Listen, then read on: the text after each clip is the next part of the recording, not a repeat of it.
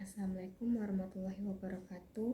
Perkenalkan, nama saya Eka Septiana Permata dengan NIM 2403-1102 dari kelas 1B S1 Ilmu Keperawatan. Di sini saya akan membacakan kasus tersebut. Pak Harto 75 tahun mengalami hipertensi kronis dan gangguan pendengaran sedang akibat faktor usia atau presbikusis. Saat perawat komunitas melakukan kunjungan ke rumah, Pak Harto tampak sering meminta pengulangan saat diajak berbicara dan salah memahami instruksi pengobatan. Perawat perlu menyesuaikan cara berkomunikasi dengan berbicara lebih lambat, menghadap langsung ke wajah Pak Harto dan menggunakan tulisan besar atau gambar sederhana agar edukasi dapat tersampaikan secara efektif. Selamat pagi Pak Harto, saya Efga, perawat dari Puskesmas. Saya datang untuk mengontrol Bapak hari ini. Maaf, tadi siapa? Saya Efga, perawat dari Puskesmas. Saya datang untuk mengontrol Bapak hari ini. Oh iya, silakan duduk sus. Baik, makasih Pak. Bapak, saya mau bantu ingatkan cara minum obat dan ini jadwalnya ya Pak. Pagi jam 7 Bapak minum obat tekanan darah. Jam 7 malam nanti obat yang satunya ya Pak. Begitu ya. Jadi pagi dan malam. Tapi kadang saya suka lupa. Tidak apa-apa Pak, ini saya bawakan lembar pengingat, bisa Bapak tempel di dinding. Bapak, saya mau bantu ingatkan cara minum obat dan ini jadwalnya ya Pak. Bapak pagi jam 7 minum obat tekanan darah, jam 7 malam obat yang satunya ya Pak. Begitu ya sus. Jadi pagi dan malam. Tapi kadang suka lupa kalau minum obat. Tidak apa-apa Pak, ini saya bawakan lembar pengingat, bisa Bapak tempel di dinding. Wah, bagus. Saya bisa lihat terus. Makasih ya sus.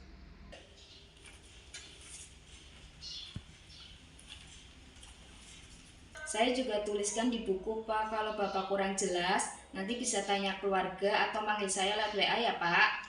Iya sus. Bapak jaga kesehatan ya, nanti saya datang lagi minggu depan, jangan lupa obatnya. Siap, terima kasih sudah sabar ngomong sama saya. Selalu Pak, kita sama-sama belajar mendengar ya.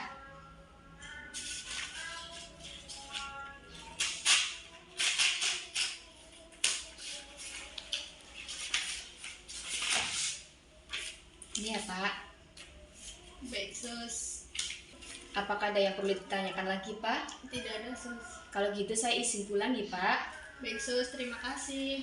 Sama-sama. Hambatan komunikasi efektif pada kasus Pak Harto. Yang pertama, gangguan pendengaran. Penurunan pendengaran akibat proses penuaan membuat Pak Harto sulit menangkap percakapan, terutama nada tinggi atau kata-kata yang diucapkan dengan cepat. Dampaknya, informasi lisan seperti instruksi obat atau penjelasan perawatan tidak sepenuhnya diterima atau bisa disalahartikan. Yang kedua, permintaan pengulangan. Pak Harto sering meminta pengulangan karena tidak menangkap ucapan pertama. Dampaknya, hal ini dapat menyebabkan frustasi bagi kedua belah pihak, menurunkan efektivitas komunikasi, dan memperpanjang waktu edukasi. Yang ketiga, salah memahami instruksi. Pak Harto kadang salah memahami informasi medis seperti jadwal minum obat. Dampaknya, resiko ketidakpatuhan terhadap pengobatan meningkat yang bisa berdampak buruk pada kesehatannya. Yang keempat, minimnya adaptasi komunikasi oleh tenaga kesehatan. Bila perawat tidak menyesuaikan cara bicara atau tidak menggunakan media visual, maka pesan bisa tidak tersampaikan secara efektif.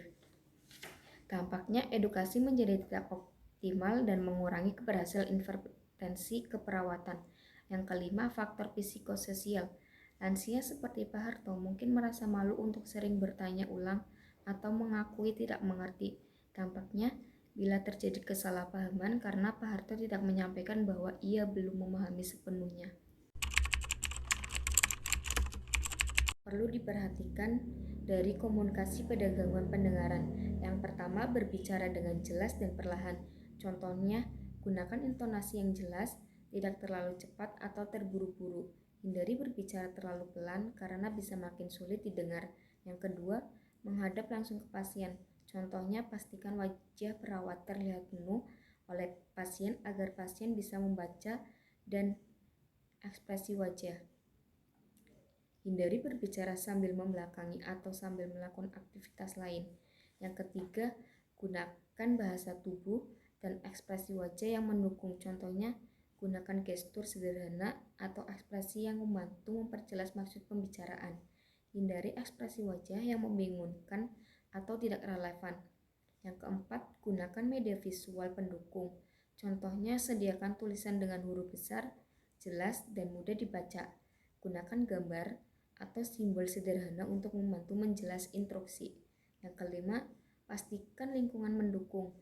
Contohnya, pilih tempat yang minim gangguan suara atau kebisingan agar pasien lebih mudah mendengar. Hindari berkomunikasi di tempat yang berisik atau dengan banyak gangguan latar.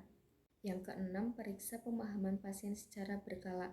Contohnya, tanyakan dengan sopan apakah pasien sudah memahami atau minta pasien mengulangi instruksi untuk memastikan pemahaman. Bersabar dan berikan kesempatan pasien untuk bertanya atau meminta pengulangan.